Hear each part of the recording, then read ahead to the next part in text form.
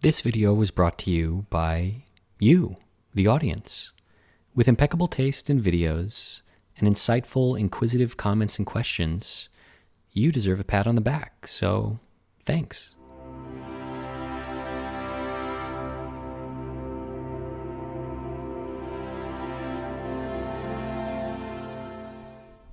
Hey folks, first off, I want to say thank you for watching the series. It was a lot of fun, as I'm sure you could tell. It was a challenging and really interesting project, and I had a great time. And thank you also for all of the wonderful, inquisitive, insightful comments that you guys left down there. I followed along with as many as I could, and while I couldn't quite follow along with all of the memes and inside jokes, some of the comments and questions were really acute and really insightful. And so I thought I would take a chance now to answer some of them.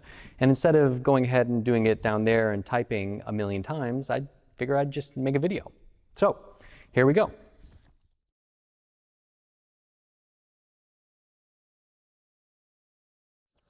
Well, unfortunately, I don't know any of that information, and that's really not uncommon. My client doesn't know any of that information, and I'm sure that the dealer from where the painting was bought doesn't have that information. Oftentimes, when paintings change hands, cross oceans, survive wars, a lot of the provenance can get lost. Now, it's always possible to find out something about the painting through an extensive research program, but that might not always yield favorable results or any results, and it may not be something that's all that interesting to the owner.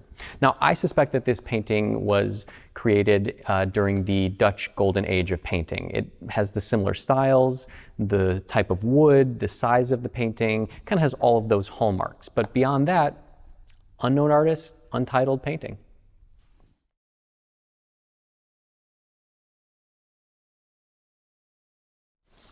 So I should clarify, the house in which this painting is going to reside is an old house. It's a really big old house, and part of it has been updated and modernized with a modern HVAC system, but part of it only has an old heating system, and that's the part of the house in which this painting is going to reside. Now, the painting may get moved around. In fact, I suspect it will get moved around during its tenure in that location.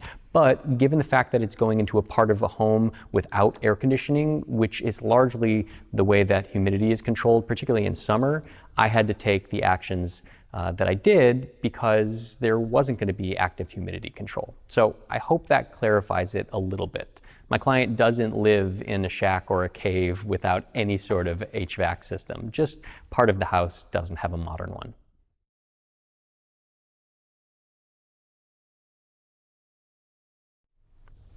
Well, whenever I build a new tool, I assume the cost.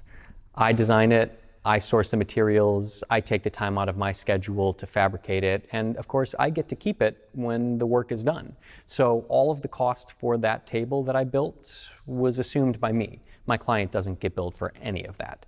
But I get to keep the tool, and I plan on using it for many years to come. So it's not really a cost, it's an investment.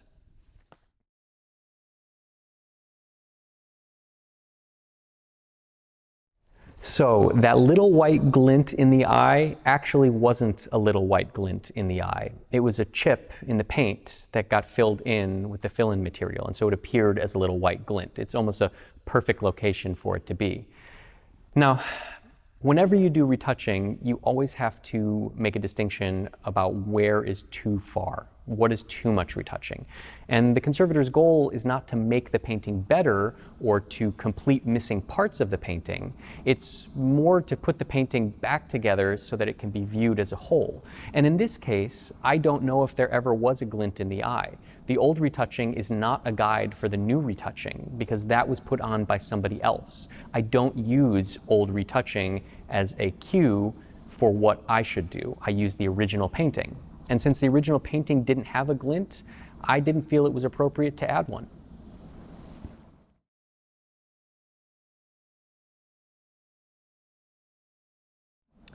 No, of course the painting doesn't look perfect. The goal is not to make it look perfect.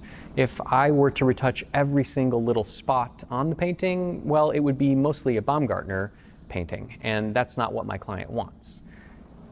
It's always tricky, particularly with old paintings that have this much damage, to understand where that fine line is between enough and too much.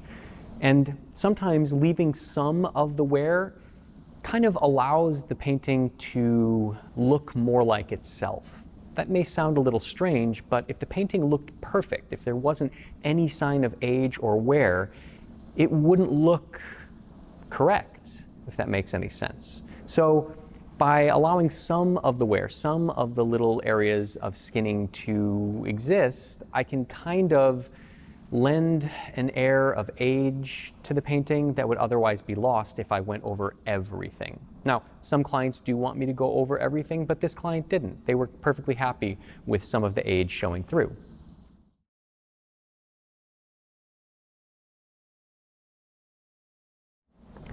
Yes, I did. I made a mock-up of the honeycomb fiberglass panel and used the felt with a piece of scrap wood of the same species and tested out whether or not it would deflect with humidity changes and whether or not I could remove it. So all of that work has been tested. It wasn't just fly by the seat of my pants.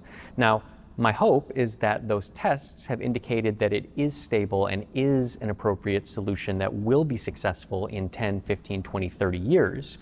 But we'll just have to see in 30 years if it was as successful as I predict and hope it will be.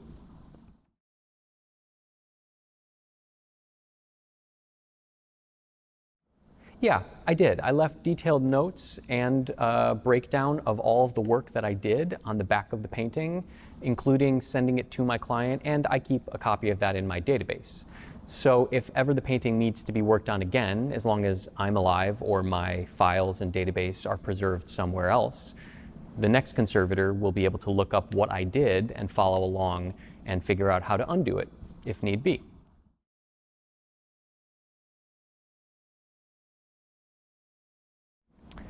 It was a fairly large expense. I'm not going to disclose how much because that's between me and my client. I hope you can understand. But suffice it to say, it was not a simple or easy project, as I'm sure you're very well aware. Now, whether or not it is economically a viable option, again, that's not up to me to say. That's up to my client, and my client felt it was. Some people conserve paintings because they're investments and the conservation will yield a larger return on their initial investment. Some people conserve paintings because they love the painting and they don't care how much it costs to restore it. And then there are some people who are kind of in the middle. They love the painting, but they want to preserve some of the economic value. There are all sorts of reasons for conserving paintings, and my job is to do that work, not to cast judgment or make assessments on that decision-making process. Now, of course, if a client comes in and wants to spend ungodly amounts of money on a painting that won't respond well to conservation, or perhaps may not be the best source of investment, I can help guide my client or reframe those decisions, kind of contextualize them. But other than that, it's not my job, nor is it my responsibility to tell my clients what they should or shouldn't do with their money or their art.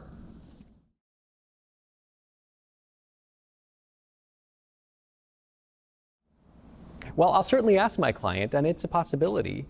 Some of my clients are pretty private people, and they may not want to be on camera for, 1.3 million people, and have that all broken down in the comments below. But fingers crossed, we never know.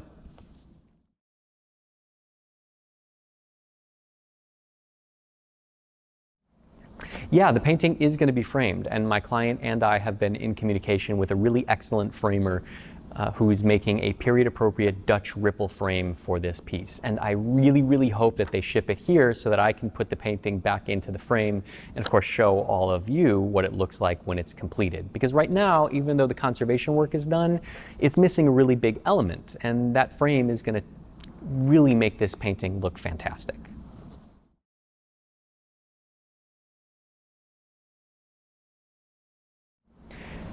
I had my suspicions that given the amount of work on the back of the painting, that the front of the painting also had some work done. Now, in the first episode, I mentioned that the front looked pretty good. Well, as I spent more time with it and I got more familiar with the painting, I started to suspect that there was something on the front. So it didn't come as a total surprise. Suffice it to say, it was much more than I had hoped or even anticipated, but them's the breaks. And no, I don't go back to my clients and tell them that the proposal or the cost has changed, because that's irresponsible in my perspective. It's not a good way to run a business, and it's not a way that I run my business, even if other people do. My job is to make all of the assessments when I get the painting, put together a proposal, and then execute that proposal. If I miss something in the assessment or the examination of the painting, well, I missed something, and that's my responsibility to make it right. It's just not fair to go back to my client and say, well, I missed something in the beginning, and now you owe me more money. Sometimes you win, sometimes you lose, but in the end, it all balances out.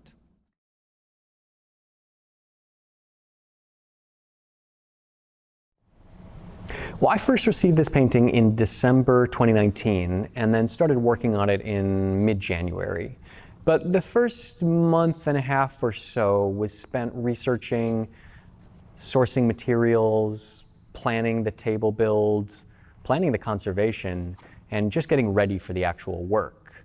So altogether, I have about 7 months into this piece, but maybe 4.5 of active conservation. And some of that time was spent waiting for techniques and treatments to complete. Some things take a couple of days or weeks and they have to rest. Some parts of the conservation, like the cleaning and the retouching, are much more hands-on, and those require a lot more time spent with the painting. And for those, I was working every day, several hours a day on the painting. So I was pretty familiar with the painting by the conclusion.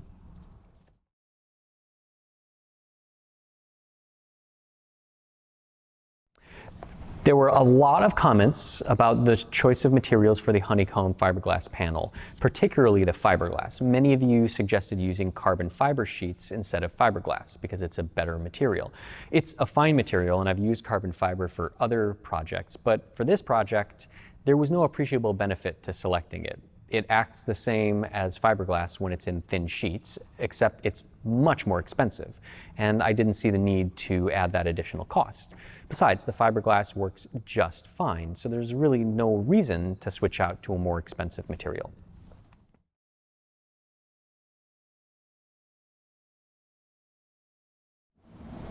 There were a lot of questions about scanning and 3D printing or CNC manufacturing something to go on the back of the irregular panel. Now, the first problem is that I don't have a big scanner or 3D printer or CNC in the studio yet. The second issue is that the wood was still going to expand and contract at different rates, and so we needed to get it down to one thickness. On top of that, anything that would have been mounted to the back of that panel would have effectively become permanent, and that was something that I didn't want to have happen. So 3D printing or CNC machining something to fit onto the back of the piece is a totally appropriate solution, just not for this particular project. Now, if ever I can find an opportunity to use those, oh, you bet I will take advantage of that.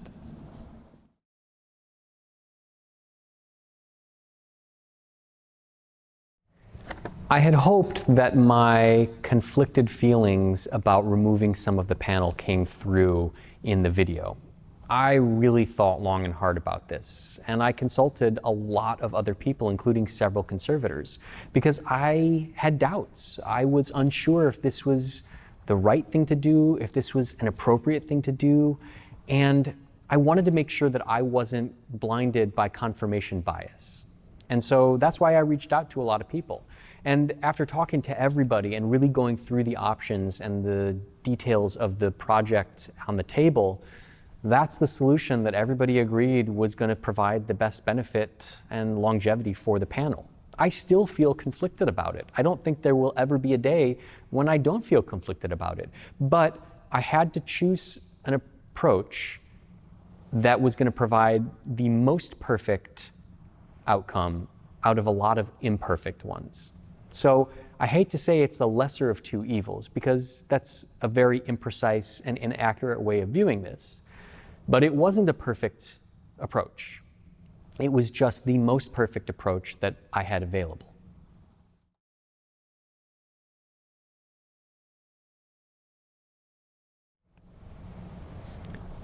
Yeah, It is a new apron. What? Do you think I was going to wear the old dirty one for this? Come on, you guys deserve better.